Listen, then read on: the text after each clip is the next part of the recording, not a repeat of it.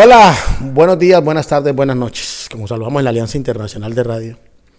Y para darle continuidad a algo que tengo que escribir dentro de nuestros libros que estamos escribiendo sobre el famoso Pusandao que nos dio Pache Andrade, Francisco Andrade. ¿Quién le puso Pache? Pache, bienvenido a la Alianza Internacional de Radio. Hola Memo, un abrazo para toda la gente que nos ven, que nos oyen, que nos leen. Lo de Pache es una féresis, es la unión del Pacho, que es como me han llamado en mi casa, a los Francisco, y cariñosamente me han llamado en mi casa, y las personas cercanas me dicen Pacho. La A de Andrade y Che de Chávez, que es mi segundo apellido. Ah, ¿usted es Chávez? Sí, yo soy Chávez. Ah, pero ¿con S o con Z? Con S. Usted sabe que nosotros, los que somos los Chávez, que hemos heredado ese apellido de los indígenas, es con S. Es con S, sí, es verdad. Sí, tengo varios amigos que me dicen, no, ojo que es con S. Pero bueno, nosotros tenemos un negrito que también, que es un amor, que no pelea con nadie, Jairo Chávez Ávila, el negro Chaveza. No, que además es un gran periodista, es un gran colega, y es una gran persona. Exacto. Pache, usted es de Tumaco. Antes de ir a la historia, ¿nunca le han propuesto, yo creo que sí, ser alcalde de Tumaco? Pero muchísimas veces, pero tantas veces como no me han propuesto otras cosas que hubiera querido que me propusieran. Pero no, eso es muy complicado. En una tierra donde se han producido tantas cosas, donde han hecho tantas barbaridades, es decir, llegar uno a meterse políticamente es renegar por lo que uno lucha, ¿no? Por la justicia, por el equilibrio, por la reivindicación. Pache, usted alcanzó a sacar su documentación, su registro civil, su fe de bautismo, porque allá cada rato que maneja las iglesias, los políticos. Qué man. No, o sea que, por supuesto. No, si no tuviera cédula. Pache, ¿cuántos mundiales? Bueno, hasta Rusia van 18 pero hay que tener en cuenta que son entre mayores y menores, y hay que tener en cuenta que no todos los narré ni todos los cubrí directamente. Por ejemplo, hay mundiales que yo he cubierto a distancia, pero que los he cubierto, que es de lo que se trata. Y he narrado, pero al primero que fui a Argentina, fui a hacer informes, no fui a narrar. ¿En el 78? En el 78, porque ese era exclusivo de Caracol. Oh, bueno, sí, cuando uno le toca ir a hacer y que no puede hacer informes, pero que uno se la ingenia. Pero en el 78, cuando lo de Argentina, Kempes, semejante selección de Argentina, aunque allí hubo cosas que después...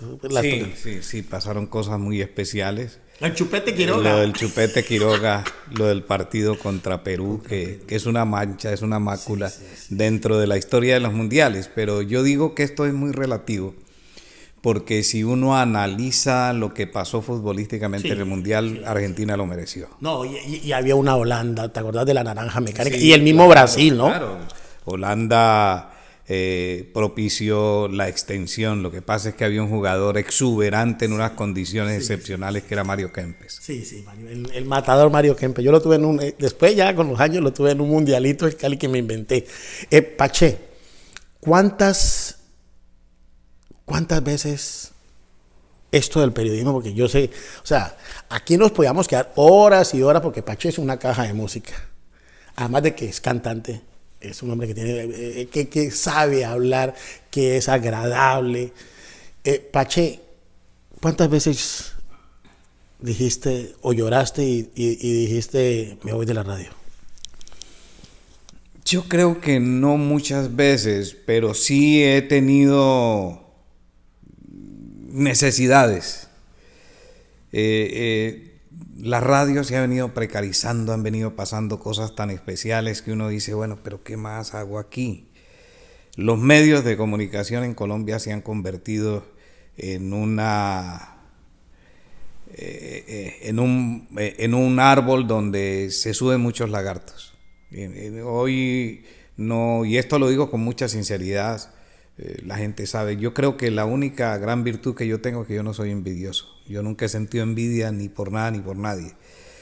Y yo pienso que ese tema de querer llegar a partir de la lagartería, el que más amigos hace, el que mejores relaciones entre comillas tiene, el que más chismoso es, le ha hecho mucho daño a la radio. Le ha hecho muchísimo daño a la radio, la ha precarizado. Algunas personas que han llegado a algunos puestos de referencia en la radio han buscado que todos los días la gente gane menos, que todos los días la gente se someta más. Mientras yo tuve las ventajas que me dio mi talento, porque a mí nadie me ha regalado nada, de poder estar en la cima de la radio en materia administrativa, artística, siempre busqué que la gente que estuviera fuera la más capaz y busqué que entre mejor fuera el resultado, la gente ganara más. Ahora hay gente que se ha vuelto muy famosa porque son ejecutivos que buscan que a la gente la coquinen económicamente. Eso es cierto, eso es cierto. Pache, usted, yo recuerdo, pero hace muchos años, no tantos tampoco, que usted empezó como comentarista, usted no empezó como narrador. ¿A qué horas se dio cuenta o a qué horas dio ese paso, a qué horas cambió? Yo siempre fui comentarista, aunque la gente decía que tenía muy buena voz. A mí no me interesaba narrar fútbol, no me interesaba ser narrador.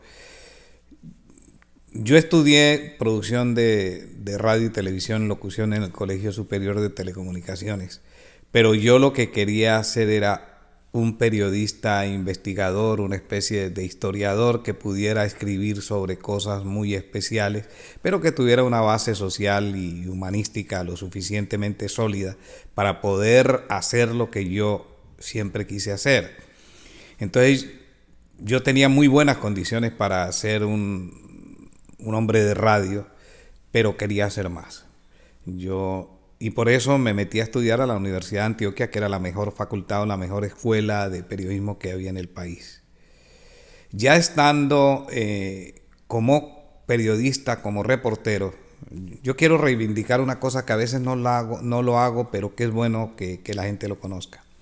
La primera persona en el periodismo deportivo de Colombia que empezó a cubrir las prácticas de los equipos fui yo. Ese fue un invento mío en Medellín, pero porque tenía muy buenos amigos tanto en el Deportivo Independiente Medellín como en el Atlético Nacional. ¿De qué año estamos hablando? Estamos hablando del año 73 en adelante, más o menos. Estamos hablando de hace mucho tiempo. Ya después se volvió muy recurrente que la gente fuera a ver las prácticas y yo tenía la facilidad de llegar a los programas que hacíamos con Weimar Muñoz y con Luis Fernando Múnera, y con don Jaime Tobón de la Roche, que yo llegaba a los programas y decía cómo iban a jugar los equipos con mucha facilidad, si alguien se había lesionado, si había pasado alguna cosa especial. Cubrimiento total. Ese cubrimiento, pero yo lo hacía de manera muy particular. Y lo hacía de manera muy particular porque me gané la confianza de los técnicos. Por ejemplo, a mí don José Curti me quería muchísimo, Osvaldo Juan Subeldía también. Entonces yo sabía a veces cosas que sabía cuándo decirlas. Y eso pues me hizo un reportero muy conocido en Medellín. Siendo así, don Jaime Tobón de la Roche, que creía mucho en mí, un monstruo de la radio, y Weimar me dijeron que si yo no podía hacer otras cosas, porque además yo no era un estudiante rico. Y lo que yo hacía en las prácticas no me lo pagaban, y lo que yo hacía los domingos me lo pagaban pero muy barato. Entonces me inventé un programa que se llamaba Una Hora con la Sonora, que después yo he notado que mucha gente en el país lo han hecho con ese mismo nombre, pero eso fue un invento mío. Hacía con Caracol Nacional un programa que fue muy famoso que se llamaba El Show de los Salsómanos, que lo hacíamos con Edgar Arce, con Raúl Palomino. Uy. Estamos hablando de hace muchísimos Raúl Palomino. Sí. Trabajó con mi papá y yo trabajé donde ellos trabajaron y Raúl Palomino Copete. Raúl Palomino Copete. Ellos llegaron a la primera emisora salsera absolutamente que se inventó, que era Radio Tigre, Caracol. Radio Tigre. Que es la 1500 AM sí. Y que la estrenaron, yo recuerdo esa anécdota, la estrenaron en una Semana Santa y empezaron a poner música y sí, el padre Alfonso Hurtado Galvis casi se muere. No, y a mí también me crearon problemas en Medellín por eso. Pero Entonces yo empecé a dar muestra de tener otras condiciones, de tener una voz radial, creatividad, bueno, que es lo que siempre me ha identificado. Y alguna vez Weimar me dijo, ¿usted por qué no narra? Le dije, bueno, ese no es mi objetivo, yo quiero ser un gran periodista y ser narrador a mí me parece que es muy fácil. Entonces me dijo, hágalo, que si bien usted puede estar pensando que es muy fácil, es lo que mejor pagan. Claro, sí, claro. Weimar era el narrador. Weimar Muñoz. Weimar Muñoz. Yo esa no me la había tirado. Claro, y yo era el comentarista. Y ahora es lo contrario. Ahora es lo contrario, sí.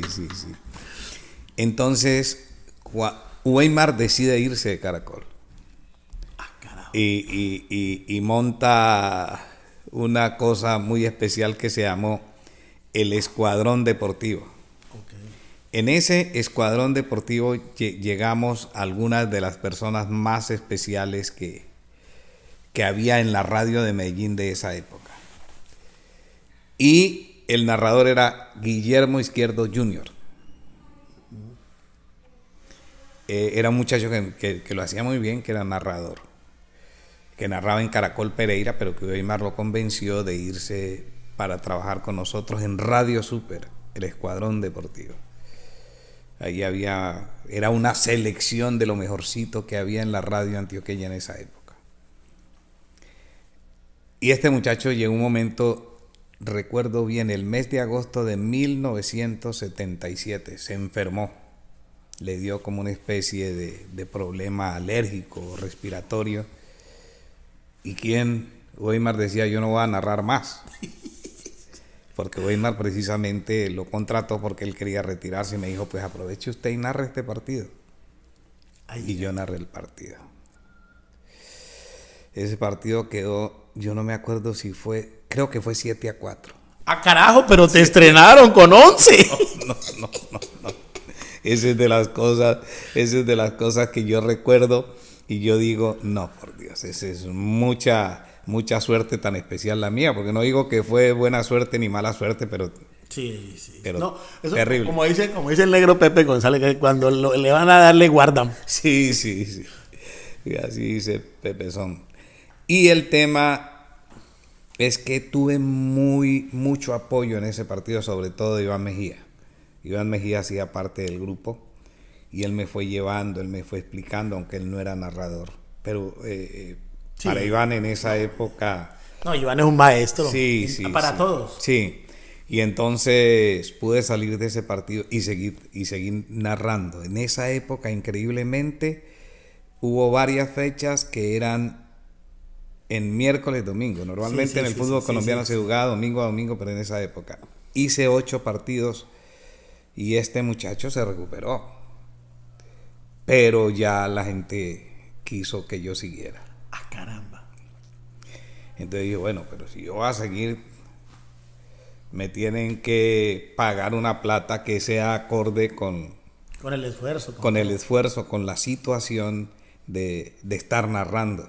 Ya después eso me gustó, pero me gustaba más por la plata que por el trabajo. Y así fue. Llevaba más o menos los 8 o 9 partidos que llevaba. Y Bernardo Tobón Jr. me hizo una grabación. En esa grabación yo narré un partido que de repente fue bueno porque en Todelar me estaban grabando. ¡Ah, caramba! En Todelar me estaban grabando. Ajá. Y resulta que esa grabación se la mandaron a don Bernardo Tobón de la Rocha, al dueño de Todelar. A Pluma Blanca. A Pluma Blanca, al gran jefe. Al gran jefe. Y al hombre le gustó muchísimo. Claro. Entonces yo no llevaba ni 3 meses narrando fútbol, era un absoluto principiante cuando Todelar me lleva a Cali y me hacen una promoción como si yo fuera el campeón del mundo. Y me tocó enfrentar, yo creo, al equipo más fuerte que se haya armado en la historia de la radio colombiana con los de allí. Porque imagínense que uno de los ayudantes, entre comillas, era Ricardo Alarcón. ¿Qué ayudante? Sí, sí, ya sé de dónde, de Caracol. Sí, de Caracol. Sí. Pero mire que narraba Rafael Araújo. Uf.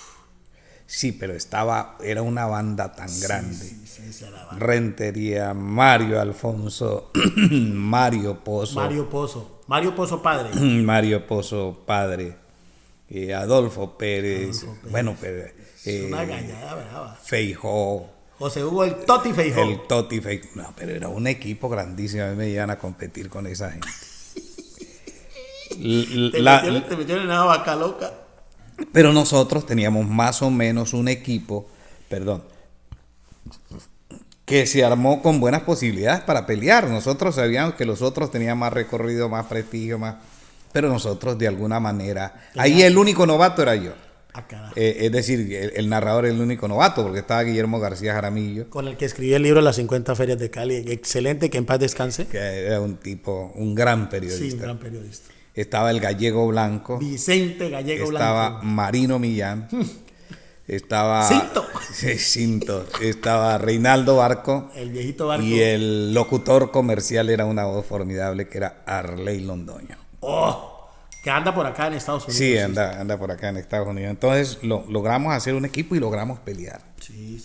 Entonces es ahí como yo empiezo a crear las condiciones que me permitieron llegar a los lugares más especiales de la radio deportiva, porque exactamente 5 años después yo ya estaba en Argentina transmitiendo para Radio Estamos hablando del 77, o sea, 82. Vas a Argentina. No, a Argentina fue en el 85. No, un poquito más, 7 años, sí. Bueno, entonces, o sea que en ese lapso de tiempo entre el 77 que estuviste en Cali y esos años. No, perdón, sí, 85 Argentina. A mí se me van los números porque son tantas cosas durante tantos mucha historia. Años No, pero en ese lapso hay un pedacito de una historia que yo quiero contarle a mucha gente que poco sabe, que yo tenía la fiebre de la radio. Sí. Y entonces uno iba al Estadio Pascual Guerrero y yo ya trabajaba en una empresa, yo era electricista porque mi papá quería que yo fuera electricista, pero él también había sido de radio, él trabajó con Raúl Palomino, y él era el estadígrafo de la Sonora Matancera. Mi papá es el biógrafo de la Sonora Matancera. Entonces, uno con esa fiebre, uno se iba para el estadio, y entonces yo arrimé al estadio, entré a la Occidental, pero yo no tanto por el partido, yo era por ver los narradores, los comentaristas, y me subí, y en una cabina, o en las cabinas a veces uno se paraba en la puertica, ¿no? Y entonces el operador, pues claro, de pronto por la orden de los jefes que estaban ahí narrando o transmitiendo, le cerraban a uno la puerta, y uno se quedaba mirando para el techo. Y hubo un día que estaba narrando ahí, estabas tú eras el narrador, y yo me paré allí. Y entonces uno, como siempre, uno es metidito, entonces bajé la primera gradita, porque eran 3 graditas, la primera gradita, y el del operador no me dijo nada, bajé la segunda, y en la tercera ya el hombre me mareó, y dijo, no puede estar ahí, que no sé qué, y entonces, hermano, sálgase, dame permiso para cerrar la puerta. Y no sé por qué cosas de Dios, ¿escuchaste? Y dice, no, déjelo, entre para acá, pelado, entre para acá. Y me dejaste entrar. Bueno, eso es muy de mi forma de ser. Yo soy una persona amplia, de brazos abiertos hacia la gente y hacia las personas que son más jóvenes con mucha más razón. Sí. Yo creo que una demostración de esa condición ha sido todas las personas que han pasado por los dueños del balón. Yo creo que nosotros hemos sido una escuela muy representativa de lo que ha sido la buena radio y los buenos comunicadores deportivos del país. Con los años la repetí, porque había un muchacho que nos cargaba los cables en Colmundo, yo ya estaba en radio, y era operador. Y con los años lo repetí, camine, hágale, hable. Mientras el director de nosotros estaba en Estados Unidos, yo estaba de coordinador o de director encargado, y le dije, hágale, metas, hermano, que cuando venga el negro, Jaime Orlando Dina, ya usted está adentro, que ya está hablando porque usted está aquí. Quique Barona. Quique Barona. Bueno, a Quique Barona lo llevé yo a Bogotá. Y me ha pasado Toño Cortés. Era mi chofer. ¿Cómo? Sí, señor. Y lo convertimos en el buen periodista deportivo que es ahora. Ya he habido muchas personas que yo he convertido en buenos elementos deportivos. Tenemos muchos hijos ya. Sí, bastante. Pache, ¿Cómo un tipo de tumaco que va a Cali o va a Medellín, se hace narrador, primero era comentarista, llega a un sitio tan bravo, tan tenaz como Buenos Aires, Argentina, a narrarle a los argentinos? Porque es fácil. Yo tuve un narrador argentino, yo lo llevé tratando de hacer cosas diferentes, creo que tú te diste cuenta, con Raúl Verón. Pero era más fácil traer al argentino a Colombia que el colombiano ir a Argentina. Yo creo que tú abriste un espacio muy grande para, no solamente para la narración, para el periodismo colombiano. ¿Cómo llega Pache Andrade a narrar Argentina y cómo te trataron? Y sobre todo por el color, porque ya son blanquitos y a veces los miran a uno raro. No, yo creo que el tema del color en Buenos Aires, en la época que yo estuve, antes por el contrario, producía curiosidad y producía una cantidad de cosas muy especiales. Yo llego bueno, ya había ido muchas veces a Argentina, ya tenía muchos amigos argentinos, pero yo llego a Argentina en una forma muy parecida a la que fui a Todelar. Me estaban grabando y yo no me di cuenta. Hicieron un casting cuando se va Víctor Hugo Morales para Radio Argentina, estaba en Radio Mitre. Hicieron un casting en Colombia porque el directorio de Radio Mitre dijo, tenemos que buscar una persona en otro medio, porque aquí los uruguayos ya perdieron con Víctor Hugo y con José María Muñoz. Los paraguayos, pues no es más o menos el estilo. Bueno, ellos creían que necesariamente había que buscar un cambio, un golpe estructural. Y entonces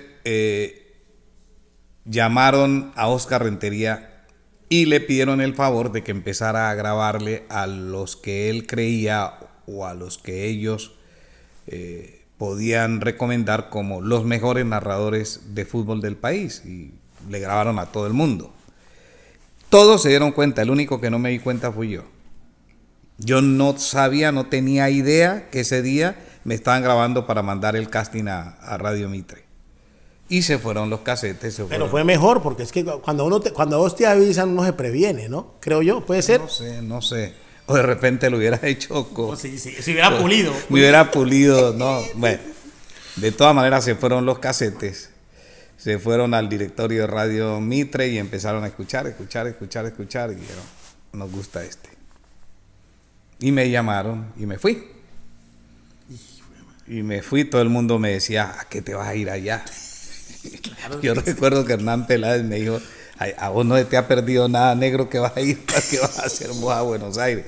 Ellos previendo que Buenos Aires era un medio duro, difícil, sí. Y de repente, no, pero además yo tenía que competir con unas fieras muy bravas.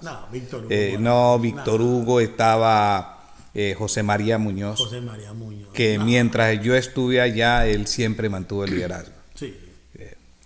Y no, eran unos grupos y unas cosas. Ellos viven eso, ellos lo sienten. No, pero es que si usted analiza el grupo que yo tenía en Sport 80, estaba, a ver si me empiezo, si me acuerdo por lo menos de una parte, pero estaba Fernando Niembro, estaba Marcelo Araujo, estaba Alejandro Fabri, estaba Roberto Leto, estaba el Bambino Pons, que era el tercero, porque el primero era de los narradores era yo, el segundo era Marcelo Araujo. El tercero el Bambino.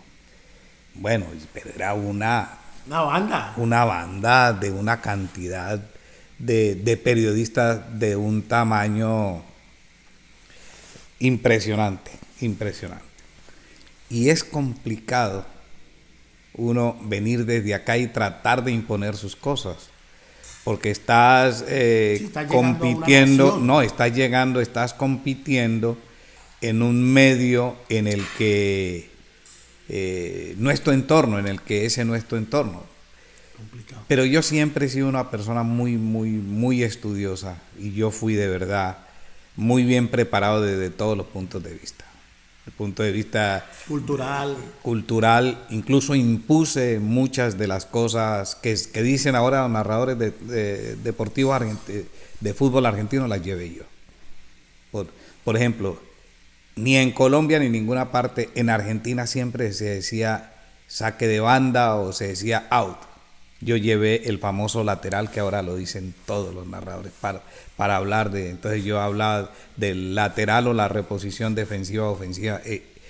A ellos les impresionó muchísimo eso y llevé muchas cosas, la palabra chévere, que ellos en un comienzo empezaron a mirarla con curiosidad, después cuando se dieron cuenta de qué se trataba, entonces ya la adaptaron.